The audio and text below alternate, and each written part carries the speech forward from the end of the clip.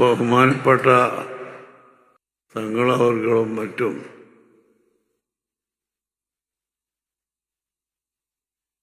സമസ്തയിൽ നിന്ന് പുറത്തു പോയവർക്ക് മടങ്ങി വരാമെന്ന് പറഞ്ഞു. ഞങ്ങൾ സമസ്തയിൽ നിന്ന് പുറത്തു പോയിട്ടില്ല.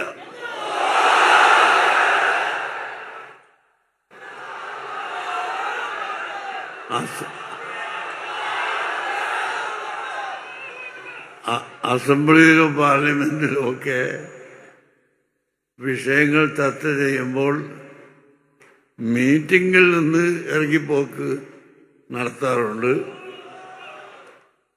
എന്നാൽ അവർ MLA സ്ഥാനം അതോടുകൂടി കഴിഞ്ഞു എന്ന് അർത്ഥമില്ല.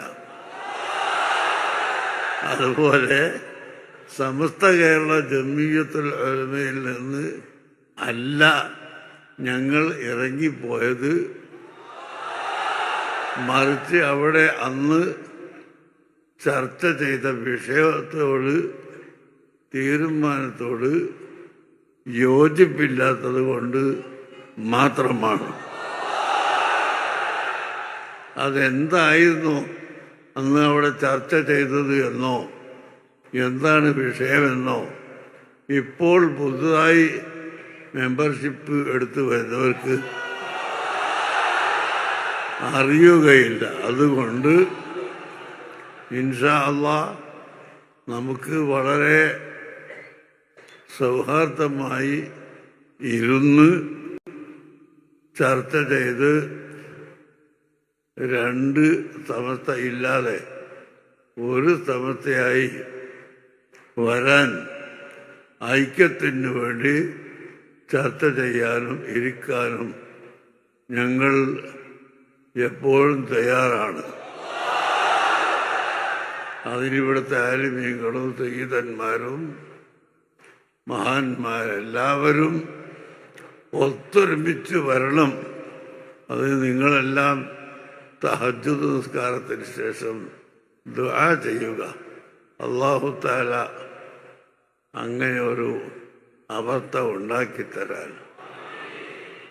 നമുക്കിവിടെ ഭിന്നിപ്പ് പറഞ്ഞുകൊണ്ട് കക്ഷിത്വം പറഞ്ഞുകൊണ്ട് അങ്ങോട്ടും ഇങ്ങോട്ടും പിടിവലി കൂടണമെന്ന് ഒരിക്കലും ആഗ്രഹമില്ല.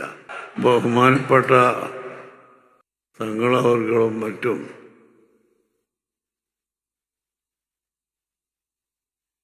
സമസ്തയിൽ നിന്ന് പുറത്തു പോയവർക്ക് മടങ്ങി വരാമെന്ന് പറഞ്ഞു. ഞങ്ങൾ സമസ്തയിൽ നിന്ന് പുറത്തു പോയിട്ടില്ല.